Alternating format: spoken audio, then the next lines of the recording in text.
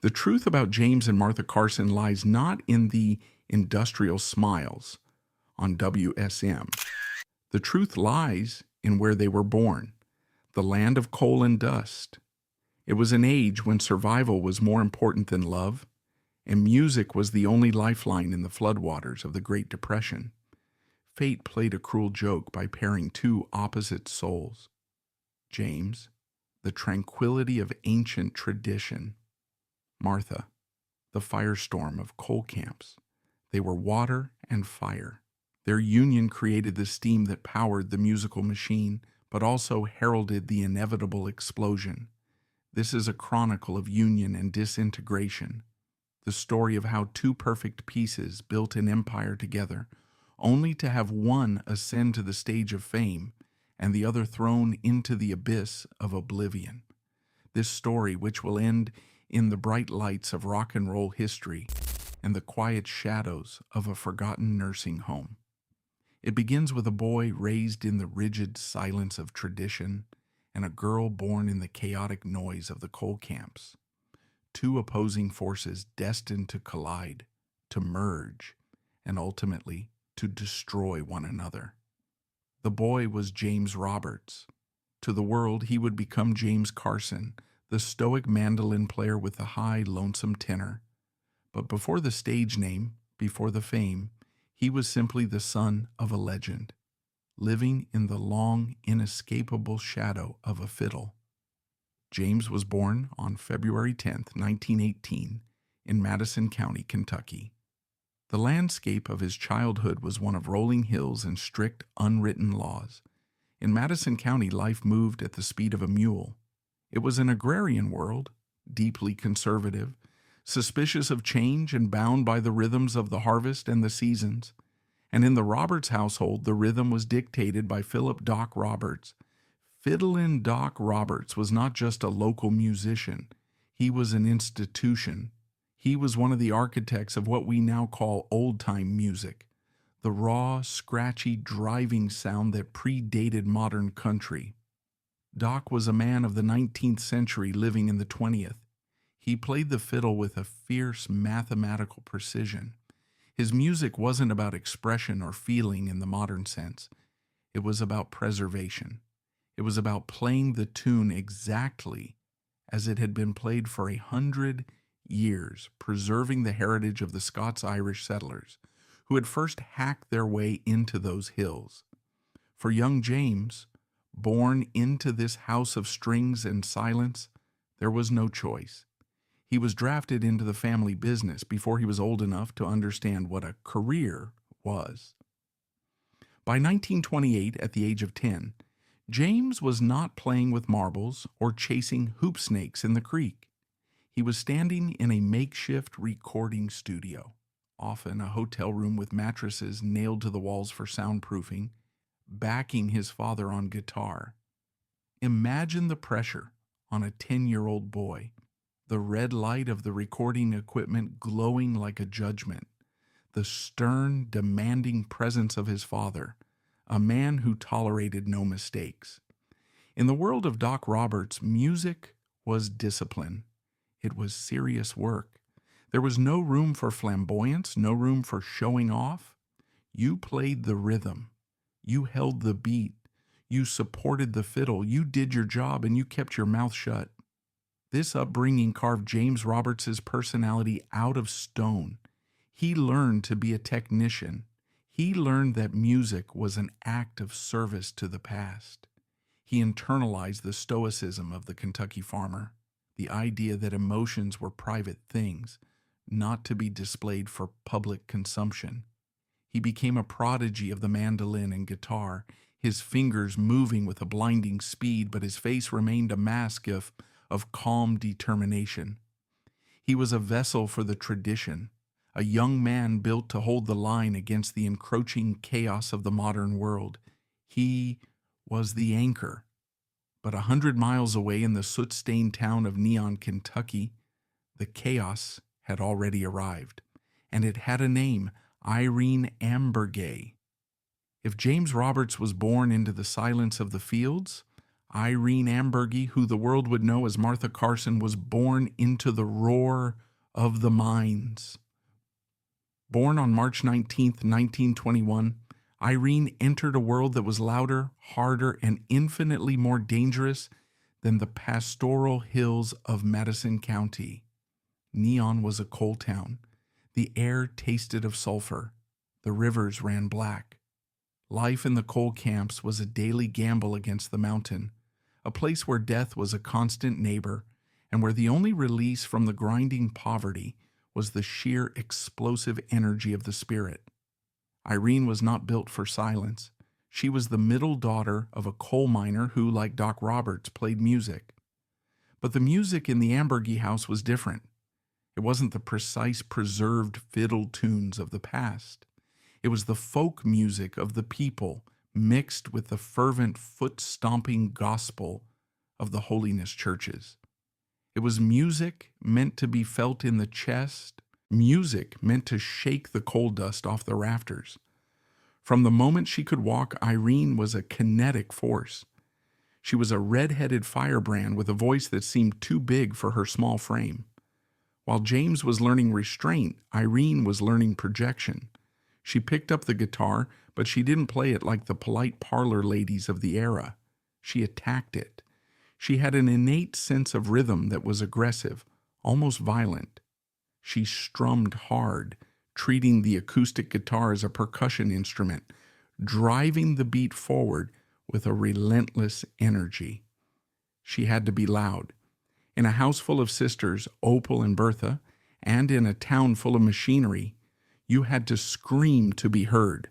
The Ambergy sisters, known initially as the Sunshine Sisters, began singing not because they wanted to be stars, but because it was the only way out.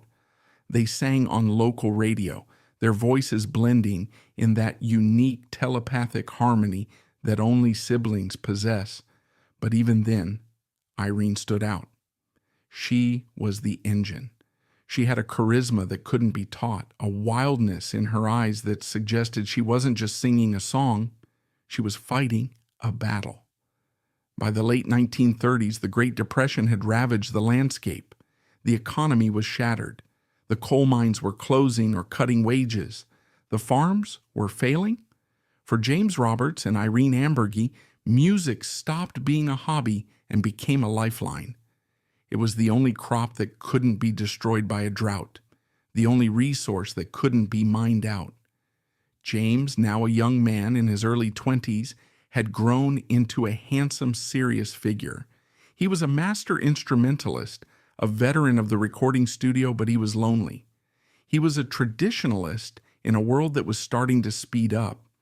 He was playing the old-time music, but the radio was starting to play something new. Western swing, honky-tonk, the early rumbles of electricity. He needed a partner. He needed a spark. Irene, meanwhile, was fighting against the limitations of her gender. In the 1930s, a girl singer was expected to be a decoration. She was supposed to stand still, wear a gingham dress, and sing sweet, sentimental ballads about flowers and mothers. Irene could sing those songs, yes, but she felt caged by them. She wanted to move. She wanted to shout. She wanted to sing with the power of a preacher, but the industry had no category for a woman who sweated on stage. She needed an anchor. She needed credibility. The collision was inevitable. It happened in 1939 on the circuit. The barn dance circuit was the Grand Ole Opry's gritty, unglamorous cousin. It was a network of radio stations across the South and Midwest, WSB in Atlanta, WNX in Knoxville, WLW in Cincinnati, that broadcast live country music shows to rural audiences. To be a musician on this circuit was to live a life of nomadic exhaustion. It meant piling instruments into a car with bad tires, driving 400 miles to play a show in a high school gymnasium, sleeping in the car, and waking up at dawn to do a live radio spot to sell laxatives or chicken feed. It was in this crucible of exhaustion and ambition that James Roberts met Irene Ambergy. He saw her perform with her sisters. He saw the way she held the guitar, like a weapon. He heard that voice, a rich, throaty alto that cut through the static of the cheap sound system. It wasn't the high, pure soprano of the mountain girls he knew. It was lower, darker, filled with a grit that came from the coal dust. She saw him, the tall, stoic mandolin player with the famous last name. She saw the discipline in his hands, the way he commanded the respect of the other musicians. He was everything she wasn't, steady, established, rooted. They were opposites in every conceivable way. He was the mountains. She was the mines. He was the past. She was the future. He was silence. She was noise. But in the desperate economy of 1939, opposites didn't just attract, they merged for survival. They courted quickly. It was a romance born on the road, fueled by coffee and ambition. And perhaps in those early days, there was real love. Perhaps James found in Irene the emotional release he had been denied his whole life. Perhaps Irene found in James the safety and structure she had never known in the volatile world of neon. Or perhaps they simply looked at each other and saw the missing piece of a business plan. They married in 1939, but a marriage certificate wasn't enough to make it in the music business.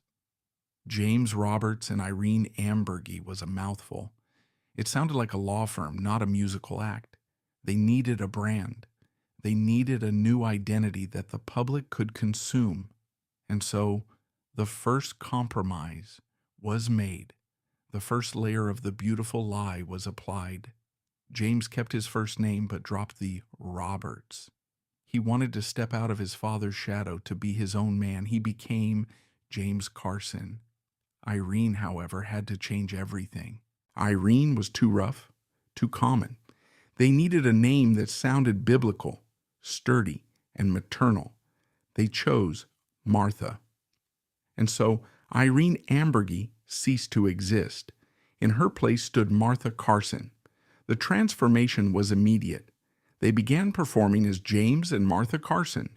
They styled themselves as the Barn Dance Sweethearts. The marketing was genius, and it was total. They presented themselves as the ideal American couple.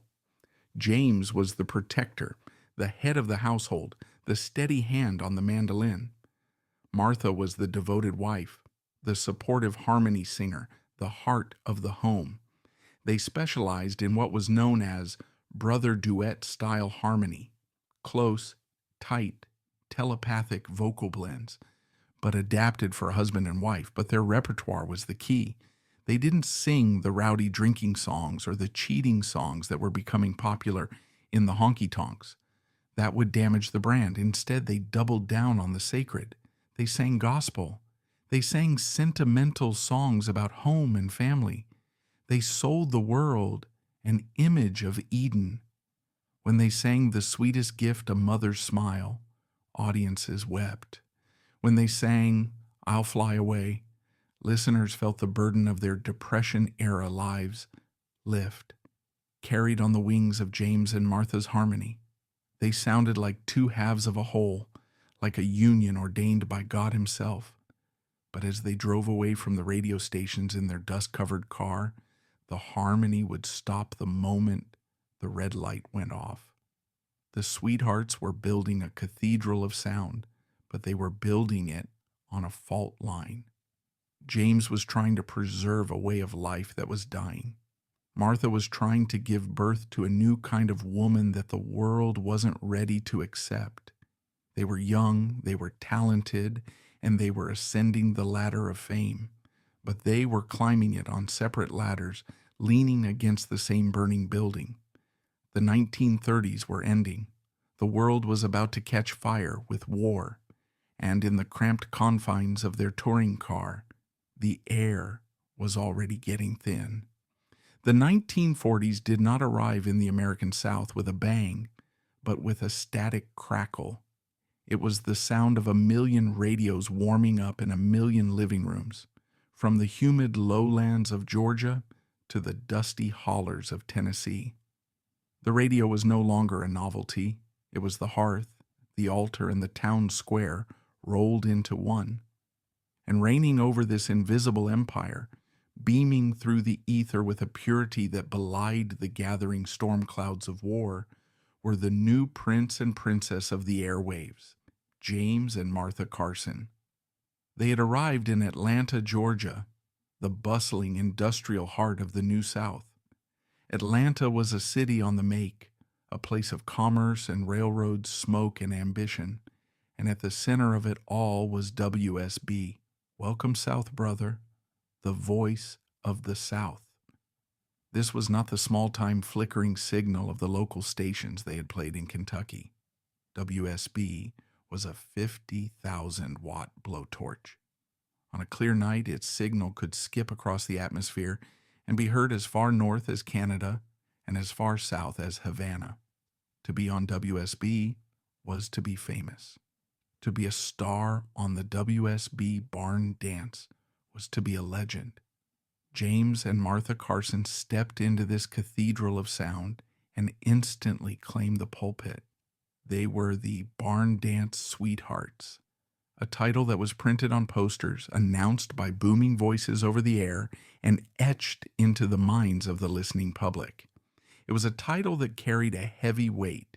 It promised something specific: wholesome, undiluted, Christian romance. In a world that was becoming increasingly frightening, with headlines screaming about the Blitz in London and the marching armies in Europe, James and Martha offered a sanctuary. They offered the image of the unshakable Appalachian home. Their act was polished to a blinding sheen. James, with his mandolin, was the picture of stoic masculinity. He stood straight-backed, his face often unsmiling but intensely focused, his fingers dancing over the double strings of the instrument with a virtuosity that commanded respect from every musician in the room. He was the anchor, the traditionalist, the man who held the line. Martha stood beside him, her guitar slung high, her red hair perfectly coiffed, her smile radiant and fixed. But the moment they leaned into the single-ribbon microphone, something alchemical happened. James's tenor was high, clear, and cutting, a high, lonesome sound that carried the ancient pain of the Scots-Irish ballads. Martha's alto was the earth beneath it, warm, throaty, and driving.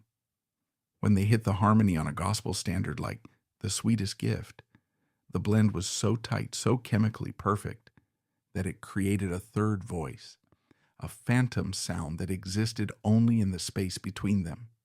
It was the sound of perfect unity, but unity is often just a matter of distance. From the living room speakers, they sounded like one soul. From the front row of the Atlanta Municipal Auditorium, where the barn dance was broadcast live, they looked like the ideal couple. But if you were close enough, if you were the bass player standing 5 feet away or the engineer behind the glass, you could see the eyes. You could see the tension in James's jaw. You could see the way Martha's knuckles turned white as she strangled the neck of her guitar. The sweethearts were already at war. The conflict was rooted in the very thing that made them successful, the collision of their musical souls. James Carson was a preservationist. He was his father's son. To him, music was a craft to be executed with precision and restraint. He believed in the purity of the melody. He believed that the singer should disappear behind the song, that the emotion should be contained, implying depth rather than showing it.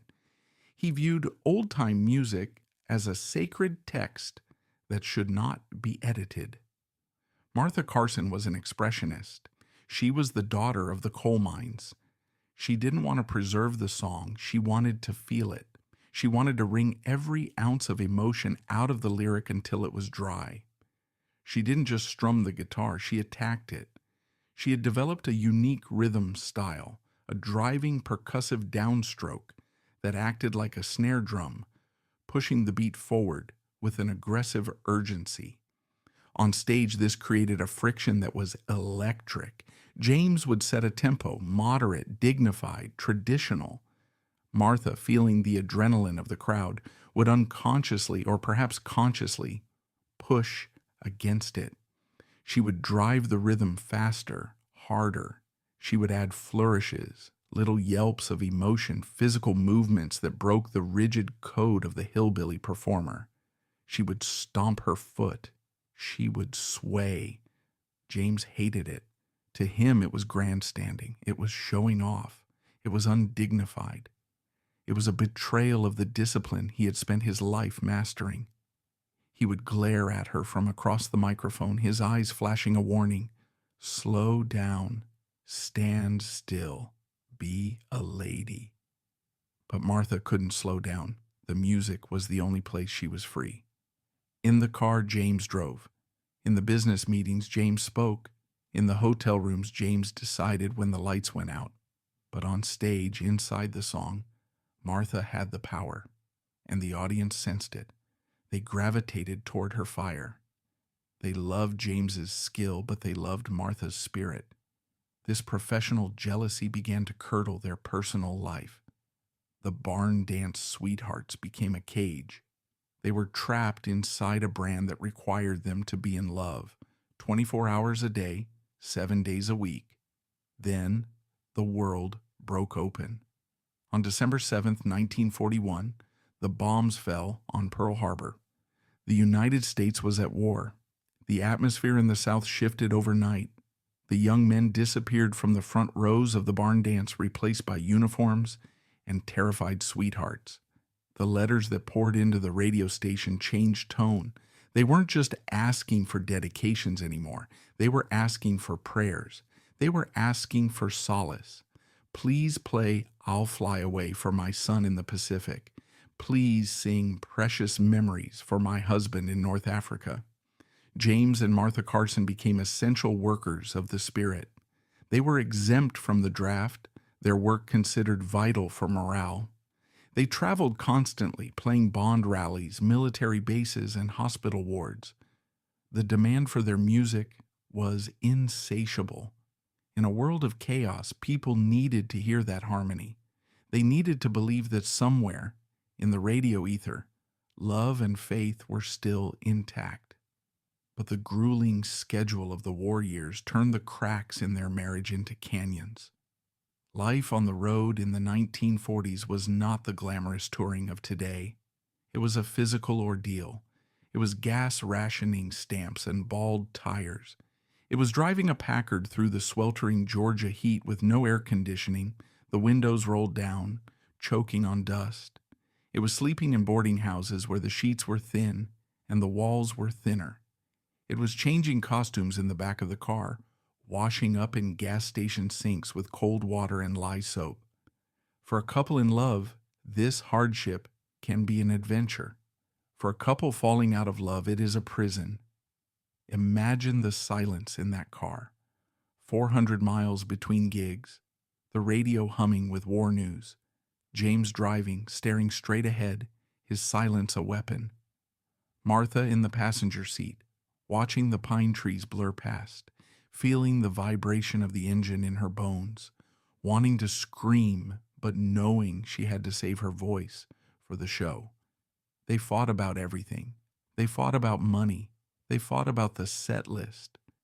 James insisted on keeping the repertoire strictly traditional, gospel hymns, sentimental mother songs. He refused to incorporate the newer, jazzier sounds that were creeping into country music. He refused to let Martha sing the bluesy numbers she secretly loved. He controlled the image with an iron fist. He was the manager, the producer, the husband, and the critic. Martha began to feel erased. She was half of the act, but she felt like an employee. She was the sweetheart, but she felt like a prop. And yet she couldn't leave. The success was too big. The money was good, better than anything they could earn back in Kentucky. And there was the trap of the name. She was Martha Carson. If she left James Carson, who was she?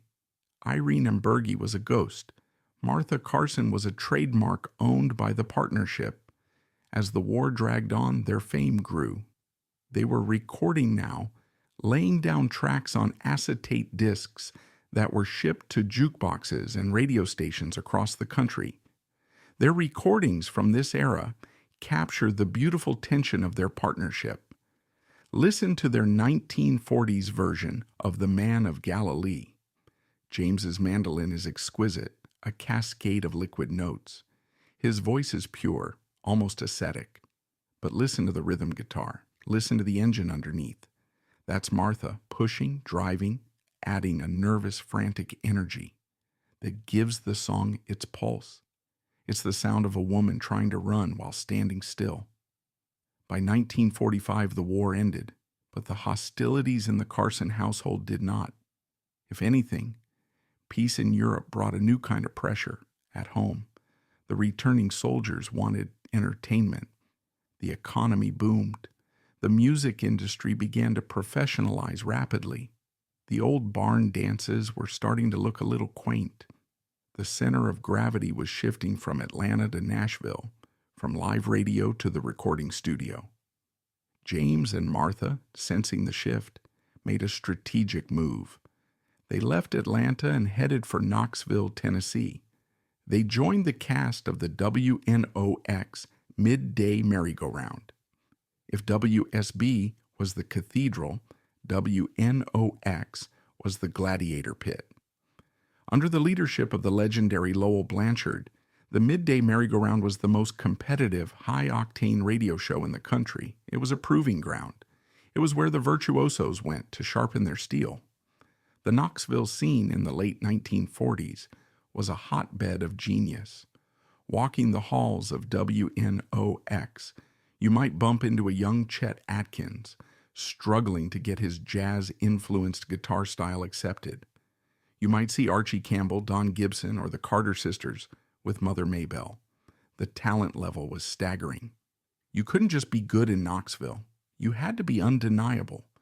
For James, this environment was a challenge to his dominance. He was a master of the old style, but the new guys like Atkins were playing things James didn't understand. They were playing electric. They were playing complex jazz chords. James dug his heels in. He became even more rigid, more committed to the pure sound.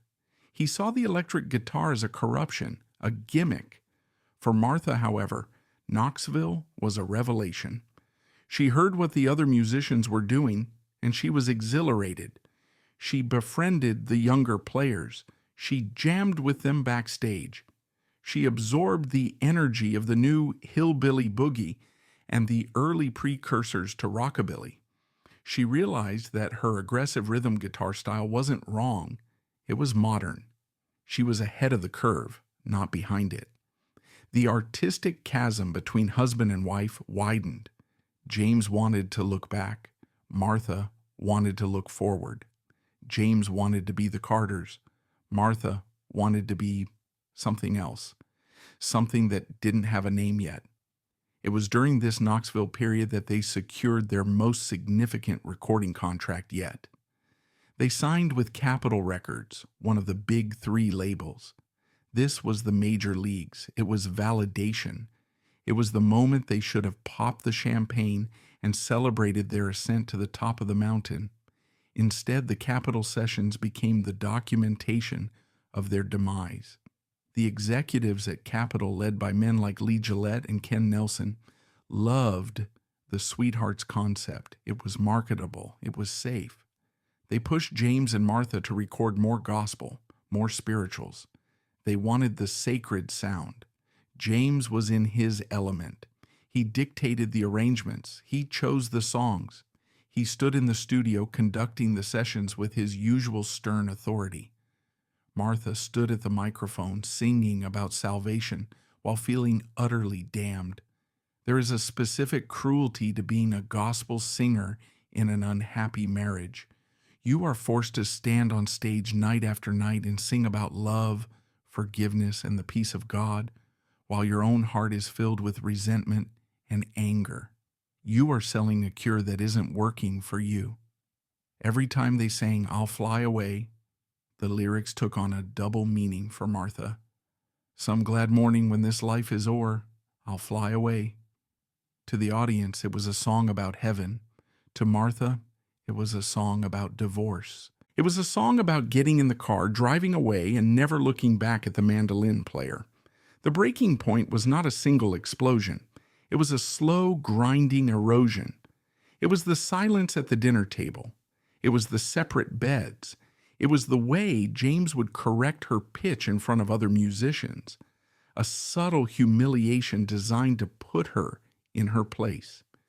It was the realization that she was 28 years old, famous, beloved, and completely miserable. The final straw came around 1950. The details of the final argument have been lost to history, swallowed by the privacy of a pre-tabloid era, but the result was definitive. The barn dance sweethearts were finished. Martha filed for divorce. In 1950, in the conservative South, this was nuclear. Divorce was a scandal. It was a sin. For a gospel duo, it was a betrayal of the audience. It was admitting that the sweethearts were a fraud. The reaction from the industry was swift and brutal. James, devastated and furious, retreated. His pride was shattered. He had lost his wife, but he had also lost his act. He assumed that, as the man, the instrumental virtuoso and the brains of the operation, he would survive. He believed the industry would side with him. But the industry didn't care about James's pride. They cared about sales. And they were terrified. Capitol Records looked at their investment and saw it evaporating. They had warehouses full of James and Martha Carson records. They had a brand built on a marriage that no longer existed. Their solution was not to support Martha. Their solution was to replace James. The executives at Capitol called Martha in. They didn't offer condolences. They offered a directive. They told her that a woman couldn't sell records alone. A divorced woman singing gospel. Impossible. The public wouldn't buy it. It was too unseemly. It was too loose. They told her she had to find a new partner. They wanted to pair her up with other male singers on the label. They wanted to create a new James. They wanted to slide a new man into the empty suit, keep the Sweethearts brand alive, and pretend that nothing had changed. They wanted to own her voice, but tether it to a man's name. Martha Carson sat in that office, surrounded by cigar smoke and men in suits, and realized the full extent of her predicament. She had escaped the marriage, but she hadn't escaped the cage. They didn't see her as an artist. They saw her as a utility, a harmony part that needed a lead. She looked at them. She thought about the coal mines of neon. She thought about the years of being told to slow down, to quiet down, to stand still. She thought about the Sunshine Sisters fighting for a microphone. She said no. She refused to be paired up. She refused to be half of another act. She wanted to sing solo. She wanted to sing her own songs, her own way, with her own rhythm. The executives laughed. They told her she was making a mistake. They told her she was finished. They told her that without James Carson, she was nothing. They froze her out. They stopped booking sessions. They let her sit in the silence, waiting for her to break, waiting for her to come crawling back to the safety of a duet. For months, Martha Carson sat in that silence. She was a woman without a husband, a singer without a song, a star without a sky. The barn dance sweethearts were dead. James was gone, retreated into the bitter comfort of his memories. The fans were confused. The radio stations stopped playing their records. It seemed that the story was over. It seemed that Martha Carson would become just another footnote in the history of country music, a girl singer who had a good run and then disappeared when the ring came off. But the men in the suits had made a miscalculation. They had forgotten where she came from. They had forgotten that you don't scare a woman who grew up with a mountain looming over her roof. They had forgotten that before she was a sweetheart, she was a fighter. And alone in her room, with her career in ashes, Martha Carson picked up her guitar. She didn't strum it gently. She hit it. Wham! A hard, violent, driving E chord. She started to tap her foot. Not a polite tap, but a stomp. She started to hum a melody. It wasn't a sad song. It wasn't a song about flying away. It was a song about fire. She was about to write the song that would save her life. She was about to prove that a woman alone could make a noise louder than any marriage. The sweetheart was dead. The queen was about to rise. Following the divorce, the silence in Nashville was deafening. To the power players running the industry, a female gospel singer without a husband was simply a liability. Capitol Records effectively froze her out, hoping to bore her into submission. But while the executives saw a problem, one man saw a solution. Enter Fred Rose. If the music industry of the 1950s was a machine, Fred Rose was the engineer who had drawn the blueprints. He was the rose in a cuff rose, the publishing powerhouse that effectively built the modern Nashville music business. Fred was an outsider, a sophisticated northerner, a former pop songwriter from Chicago who had converted to Christian Science and fallen in love with hillbilly music. He was a man of contradictions, a savvy, ruthless businessman with the soul of a mystic. Fred Rose had a gift. He didn't hear what an artist was. He heard what they could be. He was the man who had taken a skinny, alcoholic genius named Hank Williams and polished his raw pain into diamond-sharp hits. He understood that great music wasn't about perfection.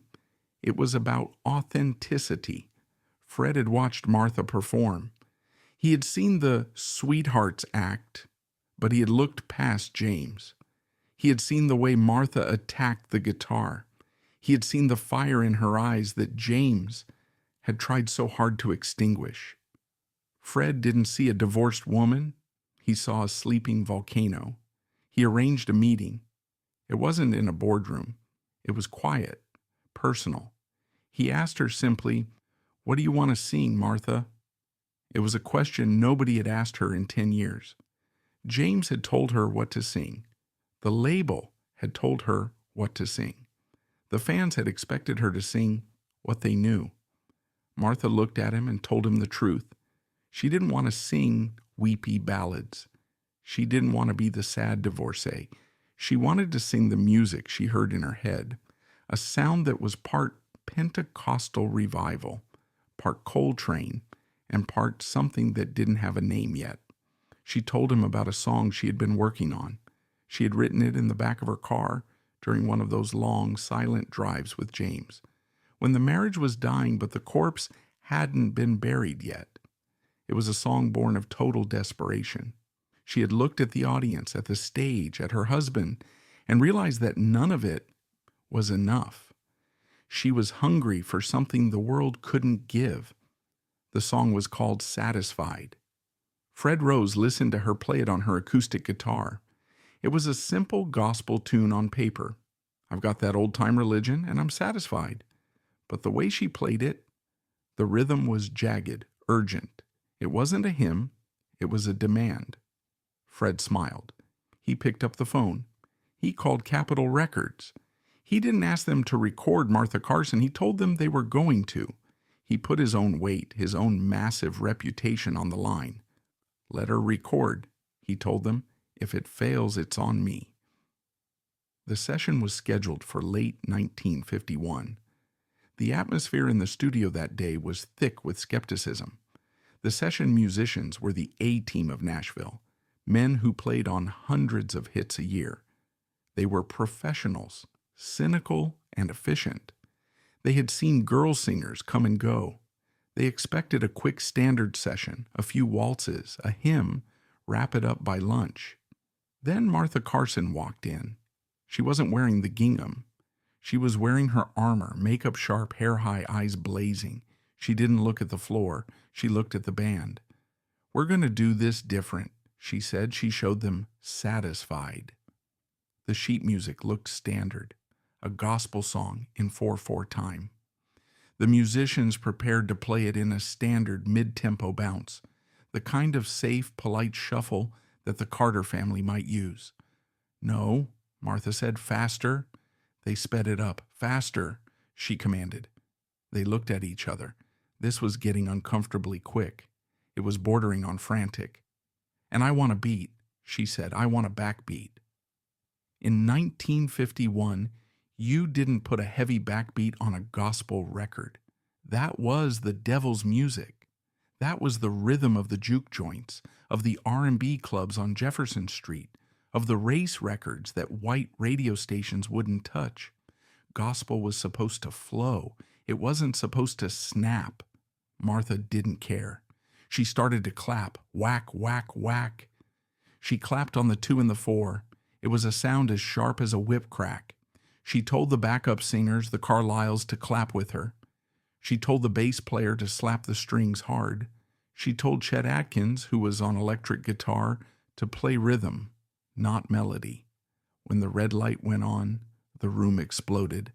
The recording of Satisfied does not sound like 1951. It sounds like an escape attempt. It opens with Martha's voice, not singing but declaring. "I used to wander in the valley of sin."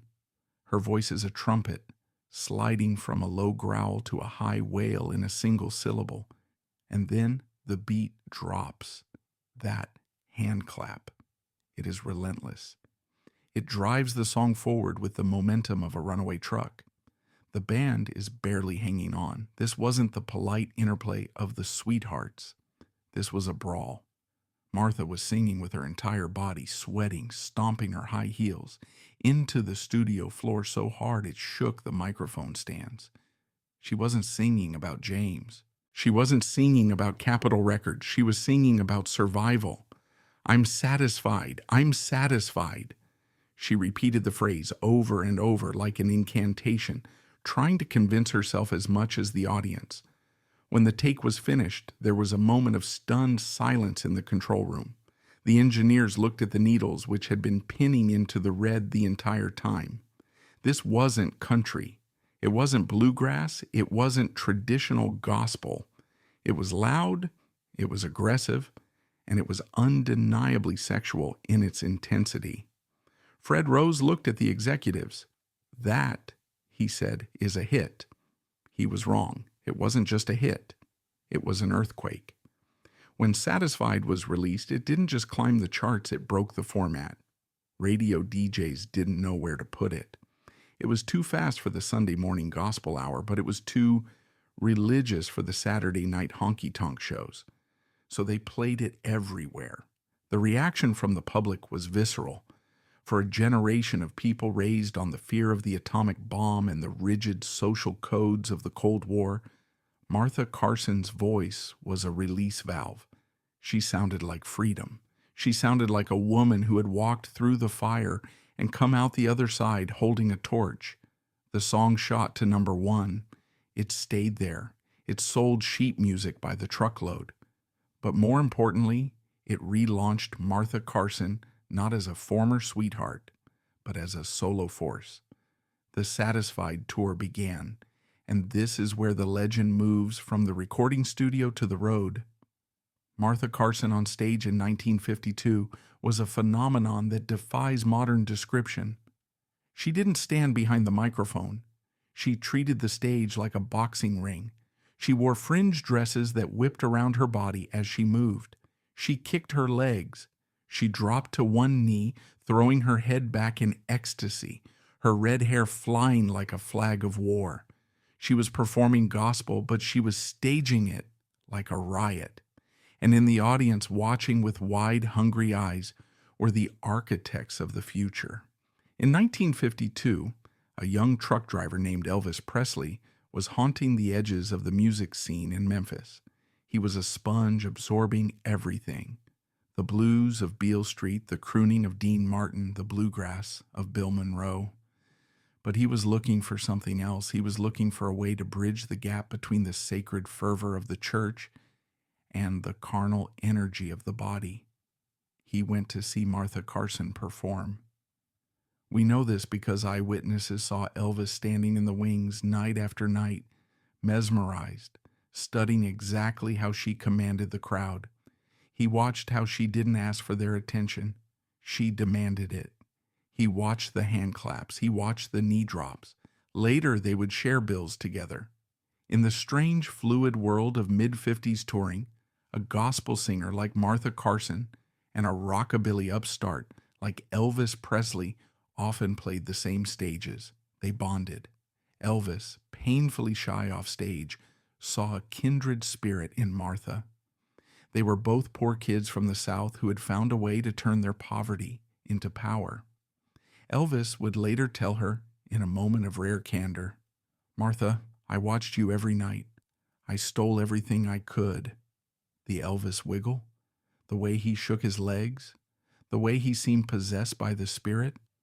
Look at the footage of Martha Carson. It's all there. She was doing it first. She was the mother of that movement, the first lady of rock and roll before the term even existed. She proved that you could be holy and hot at the same time. But while Elvis was ascending, Martha was fighting a new battle. Success brings its own cage. The industry, seeing that Satisfied was a hit, wanted Satisfied Part 2. They wanted her to rewrite the same song over and over again. They wanted to caricature her energy. And there was James. Where was James Carson while the world was clapping along to his ex-wife? He was in the shadows. The success of Satisfied must have been a bitter pill to swallow. Every time he turned on the radio, he heard the voice he used to control, now running wild and free. He heard the rhythm he had tried to suppress, now defining the sound of the South. James tried to keep the traditional torch burning. He played with the Cass Walker Show in Knoxville. He did session work.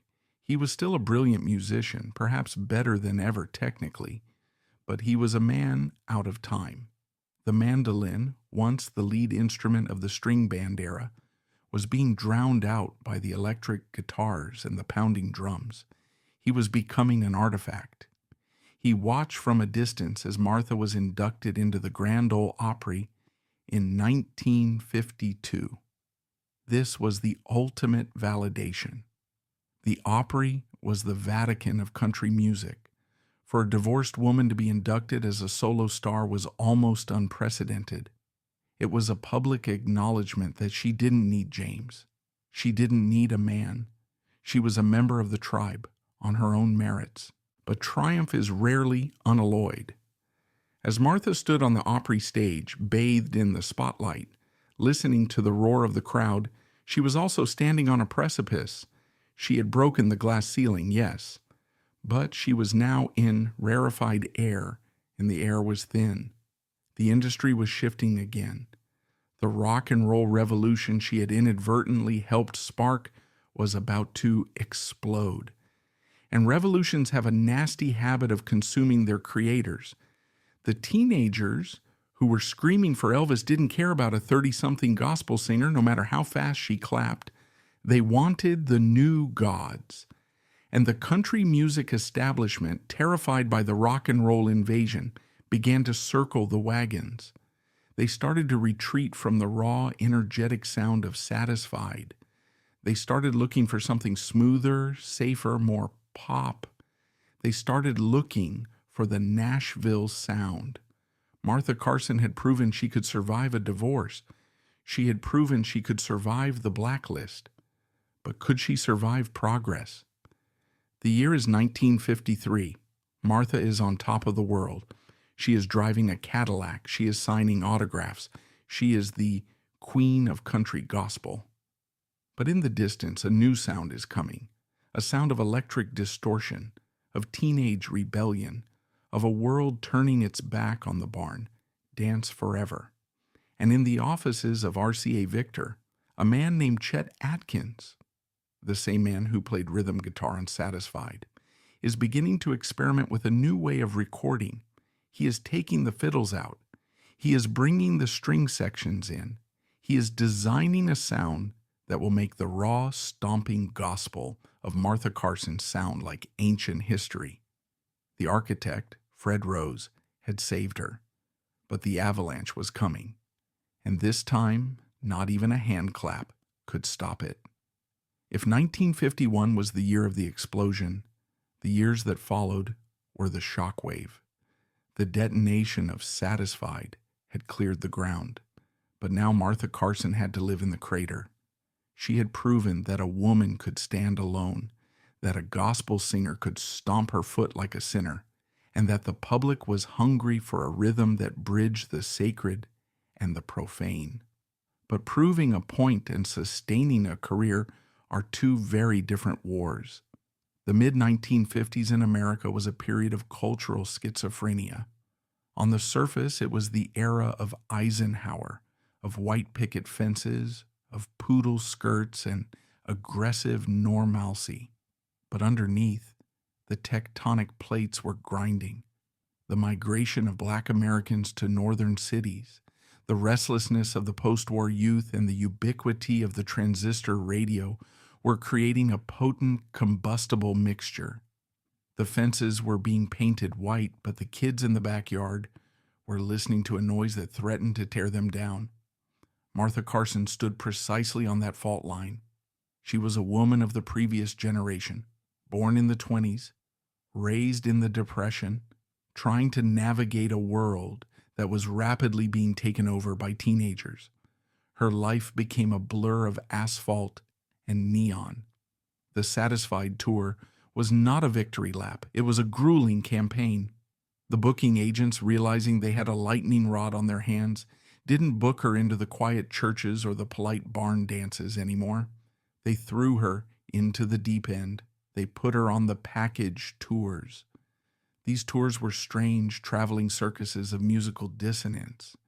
In a single night, audiences might see a juggler, a cowboy crooner, a comedian, and then Martha Carson.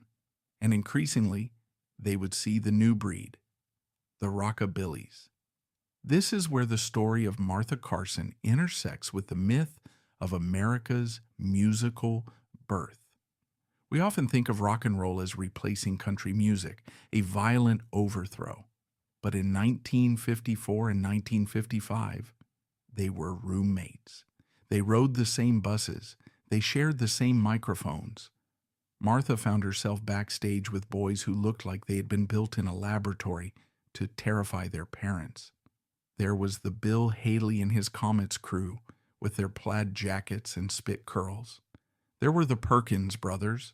And of course, there was the shy truck driver from Memphis, the one who had watched her from the wings, Elvis Presley. The dynamic between Martha and Elvis during this specific window, roughly 1954 to 1956, is one of the most fascinating and under-discussed relationships in music history. It was not a romance. It was a mentorship, but a strange one. Elvis was the sponge, the thief of fire. Martha was the accidental Prometheus. They played dates together throughout the South. At this point, Elvis was still a regional curiosity, a hillbilly cat on Sun Records. Martha was the established star, the Opry member. But she saw what was happening. She saw the way the energy in the room shifted when he walked out. It wasn't just applause, it was hysteria. It was a sexual frequency that had never been broadcast so openly before. For most established country stars, the Roy Acuffs, the Webb Pierces, Elvis was a threat. He was vulgar. He was destroying the dignity of the Opry. They shunned him. They told promoters to get that greaser off the bill. Martha Carson defended him. Why? Because she recognized the DNA. When she saw Elvis shaking his leg, when she saw him sweating through his clothes, when she saw him turning a gospel standard into a sensual plea, she didn't see a monster. She saw a mirror. She saw the male version of what she had been trying to do for 5 years. She saw the satisfied rhythm taken to its logical, inevitable conclusion. There is a specific anecdote from a tour date in mid-1955 that illustrates this transfer of power. They were in a high school gym in Florida. The air conditioning was broken. The air was thick with humidity and the smell of teenage anticipation. Martha went on first. She delivered her set with her usual ferocity, the high hair, the fringe dress, the stomping foot.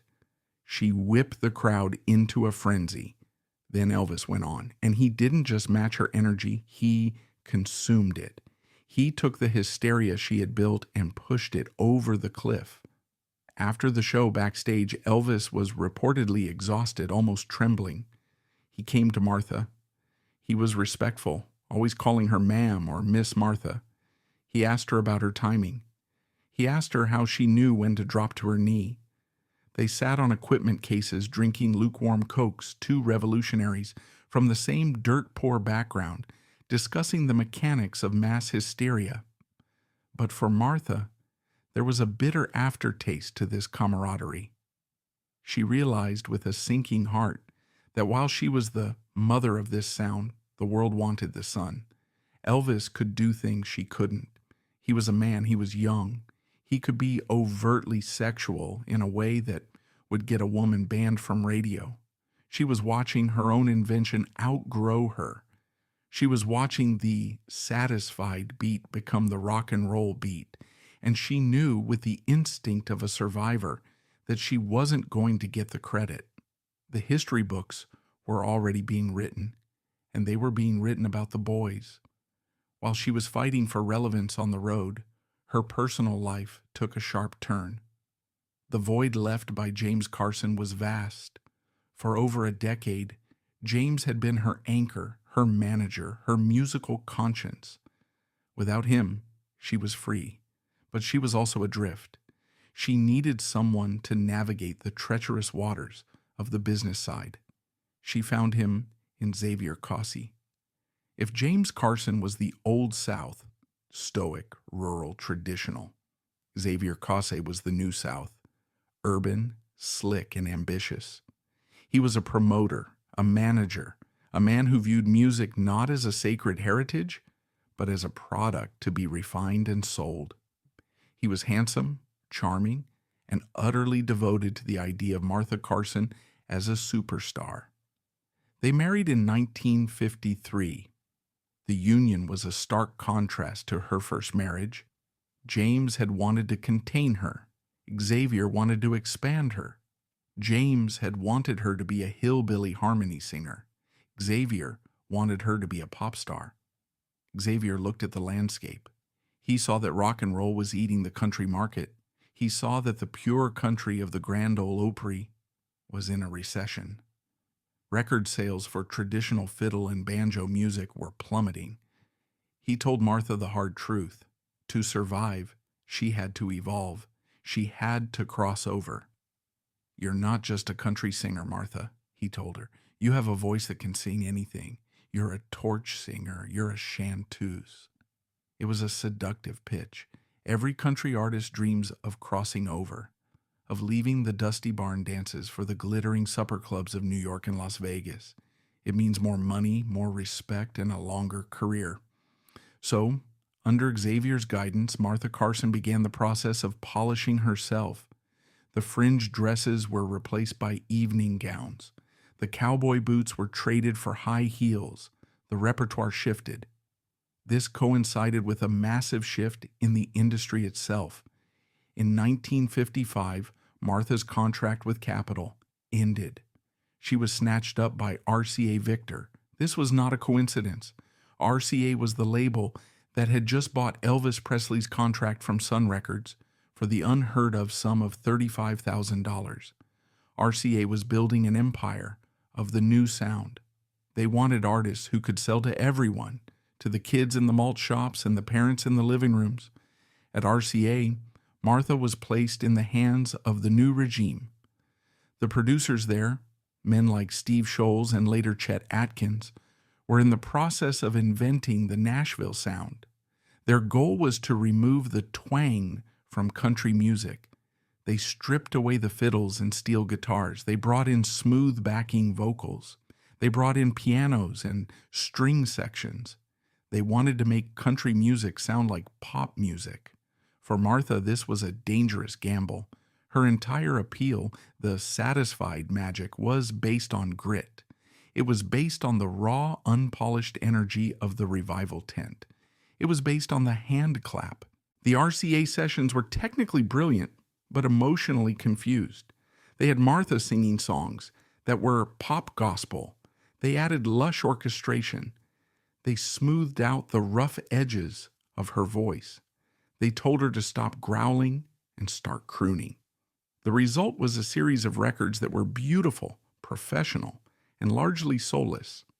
Songs like Journey to the Sky were grand cinematic productions, but they lacked the sweat. They lacked the danger. The hand clap was replaced by a snare drum played with brushes. The ecstatic shout was replaced by a polished crescendo. The tragedy of this era was that Martha was doing exactly what she was told to do to survive, and in the process she was killing the very thing that made her unique. She was trying to be Patti Page when the world had loved her for being Martha Carson. Meanwhile, back in the hills of East Tennessee, a ghost was watching. James Carson had not vanished, but he had become transparent. After the divorce and his dismissal from Capitol, he had retreated to Knoxville, a city that was quickly becoming a backwater compared to the booming industry town of Nashville. James found a home with Cass Walker. Cass Walker is one of those figures in Southern history who defies fiction. He was a grocery store magnate, a politician, a raccoon hunter, and a media mogul who controlled the airwaves of Knoxville. He ran a daily radio and TV variety show that was dedicated to the preservation of real mountain music. He hated rock and roll. He hated the Nashville sound. He famously fired a young Dolly Parton for suggesting she wanted to be a pop star. James Carson fit perfectly into Cass Walker's world. It was a reservation for the endangered species of old-time music. James played his mandolin. He sang the old songs. He refused to change his style by a single note. He wore his double-breasted suit and his fedora, a man frozen in 1948. But this stubbornness came at a terrible psychological cost. James was a proud man. He knew he was a virtuoso, and yet he had to watch his ex-wife, the woman he had taught, the woman he had molded, ascend to heights he could only dream of. He turned on the TV and saw Martha on The Steve Allen Show, broadcasting from New York City to millions of viewers. He saw her driving a Cadillac. He saw her name on the Billboard charts, and what did he have? He had the respect of a few old farmers. He had a steady paycheck from a grocer, and he had his integrity. But integrity is a cold bedfellow. There are stories from musicians who worked with James in Knoxville during these years. They speak of a man who was deeply bitter, a man who would turn off the radio if Martha's name was mentioned. He became a fundamentalist of sound.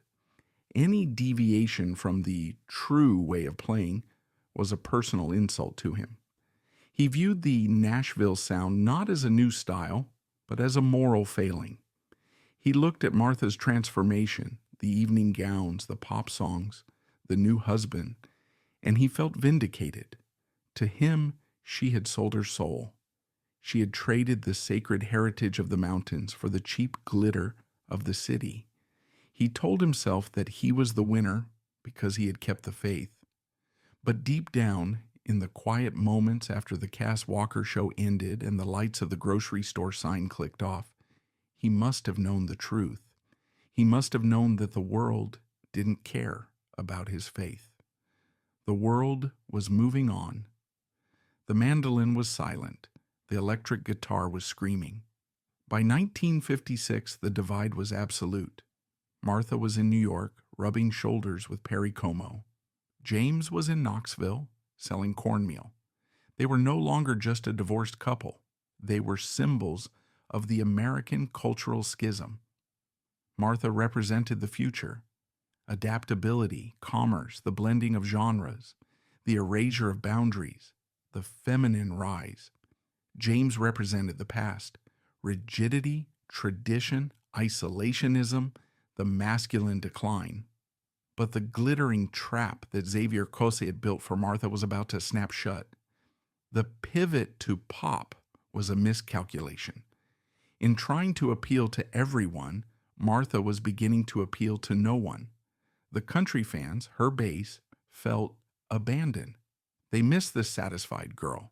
They found the new records too city, too fancy. They felt she was putting on airs. And the pop audience?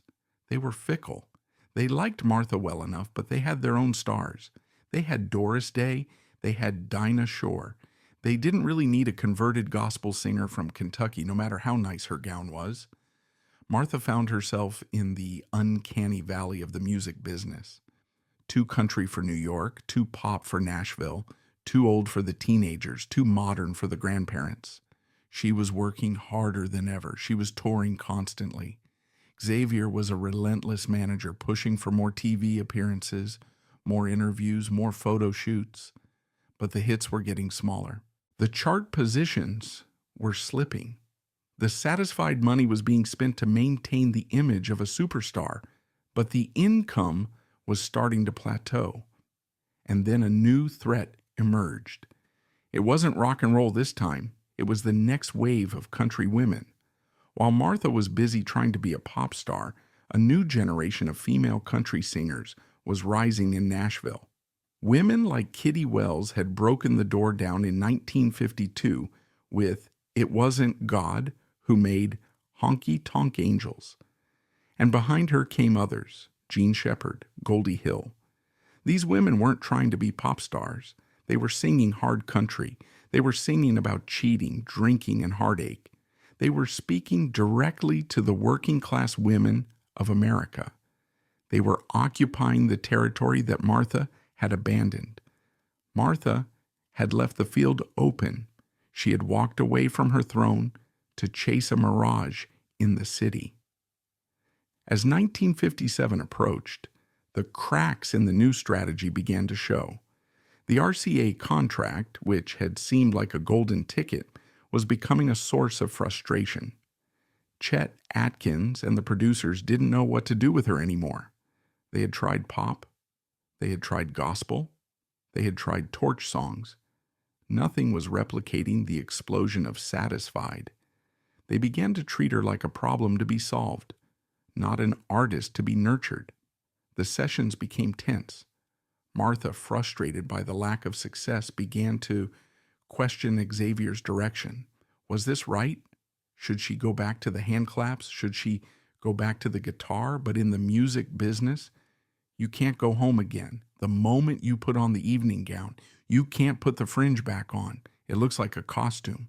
It looks like desperation. Martha Carson was trapped. She was trapped in the Cadillac, trapped in the mansion, trapped in the ambition of her second husband. She had escaped the cage of James Carson's tradition, only to lock herself in the cage of Xavier Coss's ambition. And out on the road, the teenagers were screaming for Elvis. The radio was playing Chuck Berry. The world was spinning faster and faster, and Martha Carson, the woman who had helped start the fire, was beginning to feel the cold. She was about to learn the hardest lesson of all. The only thing more dangerous than being invisible is being yesterday's news. For Martha, the decline didn't happen with a bang, but with a slow, suffocating silence. It happened in the boardrooms, where contracts weren't renewed. It happened in the record stores, where her albums were moved to the back bin. The phone, which used to ring every hour, began to ring only once a week. She was facing an enemy that no amount of fighting spirit could defeat: indifference. By the late 1950s, the trap had snapped shut. Martha had allowed the producers to sand down her edges, trading her unique fire for a generic polish. The strategy backfired on both fronts.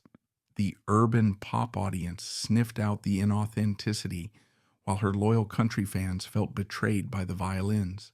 She was singing in a corset, and the charts reflected the loss. The recording sessions from this period revealed the tragedy clearly.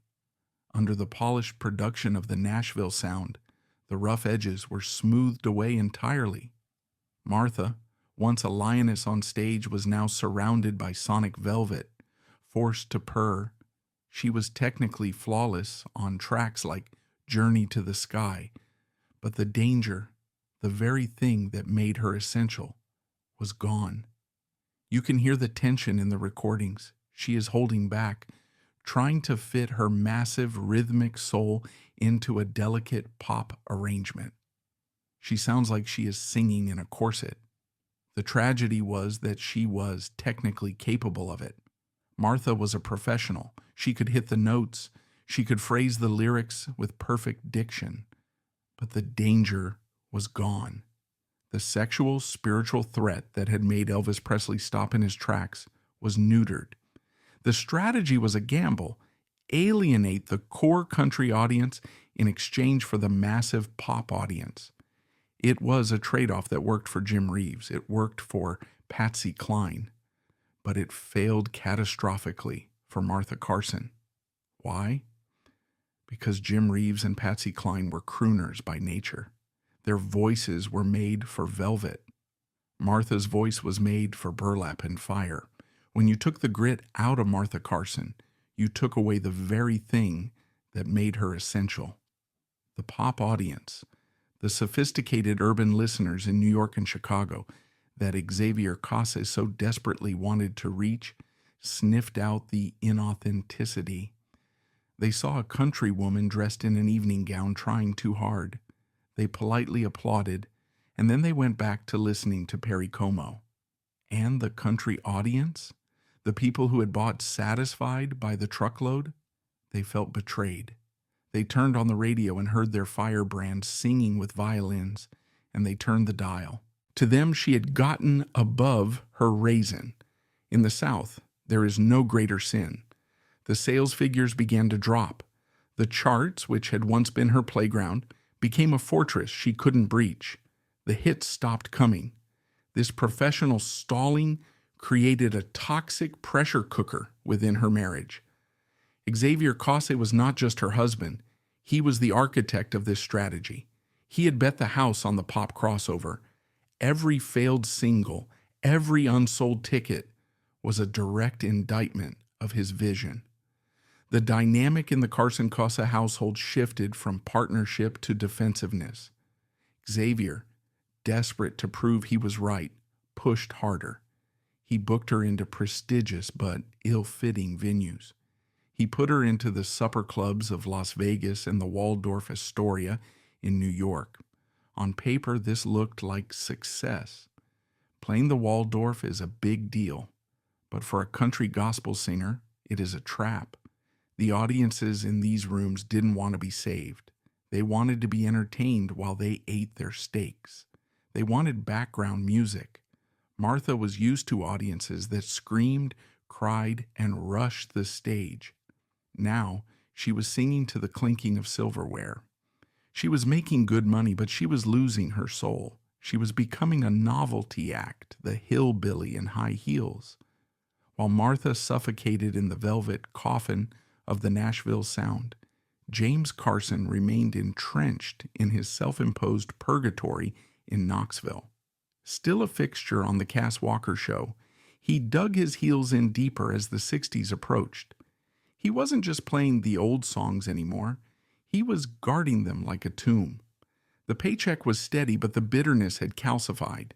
He became a living statue of a bygone era, playing with grim determination while the musical revolution exploded just outside his grocery store sanctuary. He played his mandolin with the same virtuosic skill he always had, but there was a bitterness in his playing now. He was a king in exile. He watched the music world transforming around him, and he hated it. He hated rock and roll with a biblical intensity. He saw it as noise, as chaos, as the devil's work. But even more than rock and roll, he hated the Nashville sound. He viewed what Chet Atkins and the others were doing as a desecration. To James, country music was supposed to be rough. It was supposed to be simple. Putting a violin on a country record was like putting lipstick on a mule. It didn't make it pretty. It just made it ridiculous. But the deepest cut of all was seeing what had happened to Martha. He would never admit it publicly. James Carson didn't discuss his feelings, but those who knew him said he tracked her career obsessively. He saw the gowns, he heard the smooth backing vocals, and he felt a dark, twisted vindication See, he must have thought, she left me, she left the music, and look what happened. She lost her way. But this vindication was cold comfort. James was living in a ghost town. The young musicians in Knoxville, the ones who would have sat at his feet a decade earlier, were all buying electric guitars. They didn't want to learn the mandolin. They wanted to learn the riffs of Chuck Berry. James Carson, the virtuoso, had no air. He was the keeper of a flame that everyone else was trying to blow out. By the early 1960s, the erasure began in earnest. This is the most brutal phase of a celebrity's decline, the rewriting of history. By the 1960s, the music industry became obsessed with categorization. Rock and roll was for the kids, country was for the adults, but Martha Carson belonged to neither. Too elegant for the rebels and too wild for the traditionalists. She didn't just fall between the cracks, she fell into a void. History books were being written, and they were looking for simple narratives. A divorced gospel singer in an evening gown who invented rock moves didn't fit the script. The erasure is not an active conspiracy. It is a passive neglect. It is the DJ who stops pulling your record because he doesn't know which show to play it on. It is the historian who skips your chapter because it complicates the simple narrative. By 1962, Martha Carson was no longer a headline act. She was a remember her act. The bookings moved from the Waldorf Astoria to state fairs, then to high school gyms, then to smaller clubs. The Cadillac was traded for a station wagon. The psychological toll on Martha was immense. She was the breadwinner of her family. She and Xavier had children now. The pressure to maintain the lifestyle, to keep up appearances, was crushing. She was running on a treadmill that was speeding up while she was slowing down. She began to suffer from the imposter syndrome of the declining star. She had to walk onto stages with a smile, acting like the queen of country gospel, knowing that the check she was getting paid was half of what it used to be. She had to sing Satisfied every night, a song about being content, while she was consumed by anxiety about the mortgage. And the industry was cruelest to its women. A man like James Carson could age into a crusty old legend. He could get gray, get wrinkles, and be respected for his authenticity. A woman? A woman was not allowed to age. Martha was fighting a losing battle against time. The industry wanted young, fresh faces, girls like Brenda Lee or Dolly Parton. Martha Carson, approaching 40, was seen as a matron. There is a specific moment that captures this erasure. In the early 60s, the folk revival swept America. College kids were discovering old-time music. They were rediscovering the Carter family, the Blue Sky Boys, the authentic sounds of the 1930s. They should have rediscovered James and Martha Carson. The barn dance sweethearts were the real deal. They were the authentic article. But the folk revivalists were looking for pure peasants. They wanted musicians who were still living in shacks, playing on porches. They didn't want James Carson, who was a bitter man in a suit, working for a grocery store magnate. And they certainly didn't want Martha Carson, who was wearing sequins and trying to sing pop standards in Las Vegas. They were too show business to be authentic and too hillbilly to be modern. They were trapped in the uncanny valley of cultural memory. As the mid-60s arrived, the silence in the Carson-Cossey house grew louder. Xavier's grand plans had failed. The pop gamble had resulted in bankruptcy of reputation. The marriage, strained by years of professional failure, became a partnership of endurance. Martha was no longer the star. She was the worker bee, touring endlessly just to keep the lights on. And James faded into the static of the Knoxville airwaves. He became a local curiosity, a man you might see walking down Gay Street with his instrument case, looking like a visitor from another century. He stopped recording. He stopped trying. He simply existed, a living monument to a dead era. The world had moved on. The Beatles had arrived. The British invasion swept away the last remnants of the old Nashville order. The music that James and Martha had made, the high, lonesome harmonies, the driving gospel rhythms, was now considered ancient history. They had been the architects of a sound, but the building had been condemned. The most tragic aspect of this era was the loss of the voice itself, not the physical voice. Martha could still sing the paint off the walls, but the artistic voice. Martha Carson had once been a songwriter. She had written Satisfied out of the raw material of her own pain. But in the pursuit of the crossover, she had stopped writing. She relied on professional songwriters to give her hits. She gave up her agency. She forgot that her power came from her truth, not her polish. By 1965, Martha Carson was largely a nostalgic act. She would appear on the Grand Ole Opry, and the older folks would clap politely. She would sing Satisfied, and for 3 minutes the old fire would flare up. The hand claps would crack, the hair would shake, and you could see the ghost of the woman who scared Elvis Presley. But then the song would end. The applause would fade, and she would walk off stage back into the shadows, a queen without a kingdom, a pioneer without a map, disappearing slowly into the velvet coffin of a legacy that no longer had a place for her. The industry had successfully dismantled the barn dance sweethearts. They were separated, broken, and left behind. But as they say, the earth is unquiet, and even buried things have a way of haunting the living. By the late 1960s, the American South was no longer the mythical landscape of barn dances and mule-drawn wagons. It had become a friction point of history. The civil rights movement, Vietnam, and the counterculture were tearing open the region. Nashville, too, was changing. The smooth Nashville sound was fraying, replaced by the outlaw movement of Willie Nelson and Waylon Jennings. Ironically, the outlaws were championing the raw energy Martha Carson had pioneered, but to them, she wasn't a revolutionary. She was a matriarch in an evening gown, a symbol of the establishment they despised. This period represents the long twilight of the Carson legacy. For James Carson, the twilight was not a war. It was a long, self-imposed exile. James did not die young, nor did he burn out in a blaze of glory. Instead, he simply faded into the static. He retreated deep into the shadows of Knoxville, living for decades as a silent observer of the world he had helped to build but refused to join. He continued to play his mandolin with mechanical perfection for local radio, but he refused to engage with the wider world.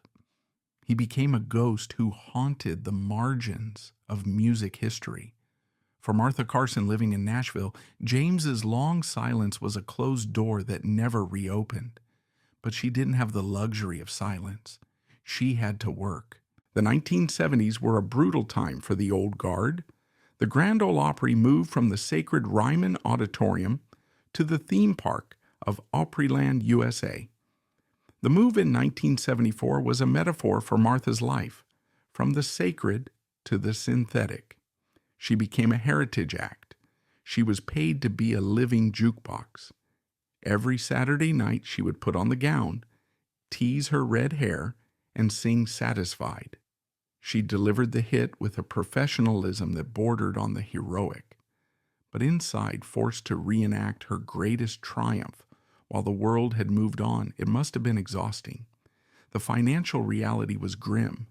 The royalties had dwindled.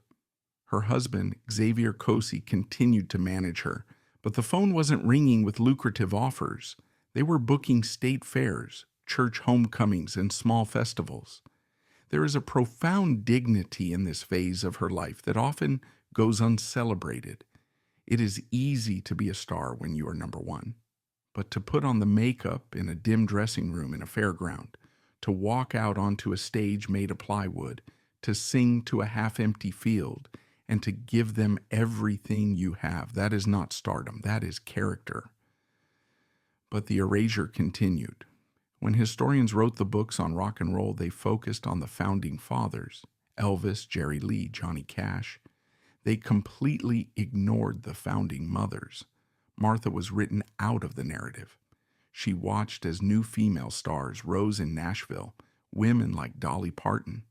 Dolly was Martha's spiritual successor, but she arrived when the industry was ready for a female boss.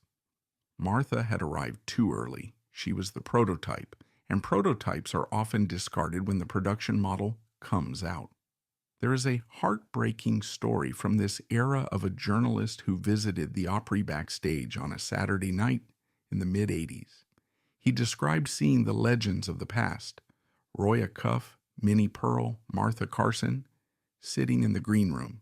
They were playing cards, laughing, telling the same stories they had told for 30 years. But when the stage manager called their names, a change came over them. They stood up, they straightened their spines. The years fell away. They walked toward the curtain not like old people, but like gods returning to Olympus. Martha would walk out, the spotlight would hit the sequins, and for 3 minutes she would defy time. But then the song would end. The curtain would close, and she would have to walk back into the dark. The 1990s arrived in Nashville like a neon bulldozer. The industry became a corporate juggernaut, selling rural nostalgia to suburban America. In this machine, Martha Carson became invisible. The final blow came in 1990 when Xavier Cosa died. Without him, the buffer between Martha and the brutal indifference of the industry evaporated. She was left exposed, a widow navigating a business that had become unrecognizable. She retired from the road. The car stayed in the driveway. The guitar went back in the case. She spent her final years in quiet reflection, watching history canonize Elvis and Johnny Cash while leaving her name out of the index. She died on December 16th, 2004, at the age of 83. Her death was not a breaking news event. It was a scroll on the bottom of a cable channel screen. Unlike the global mourning for Johnny Cash a year earlier, the First Lady of Rock and Roll slipped away into the unquiet earth with barely a whisper. But the story has one final tragic twist. James Carson was still there. He actually outlived her. James survived until the summer of 2007, dying at the age of 89. The true tragedy of James Carson was not that he died, but that he stayed too long. He lived for 3 years after Martha's death, likely aware that the other half of his soul was gone, yet he remained in his stubborn silence in Knoxville. He took with him the secrets of their early years, the specific chemistry of their harmony. He held the other half of the map and he refused to share it. Why were they erased? The answer lies in the intersection of 3 fatal traps. The erasure began with the gender trap. Martha committed the unpardonable sin of being a woman ahead of her time. History loves the bad boy narrative, but it has no place for a God-fearing woman who clapped on the backbeat. She was too holy for the rock club and too wild for the church. Compounding this was the genre trap. They existed in the cracks between styles. James was too old-fashioned for modern country. Martha created a sound, gospel Billy, that had no name. Without a name, it had no home on the radio dial. And you cannot preserve what you cannot categorize. But the deepest cut came from the divorce trap. The Barn Dance Sweethearts brand was a fantasy, and their divorce shattered it. Divided, they split the custody of their legacy. James took the credibility of the past. Martha took the energy of the future. But separated, neither had enough weight to anchor themselves in history. They became fragments. So what remains? There are no statues in Kentucky. There are no museums in Nashville. But legacies are not always built of stone. Sometimes they are built of sound waves. Listen to the radio today.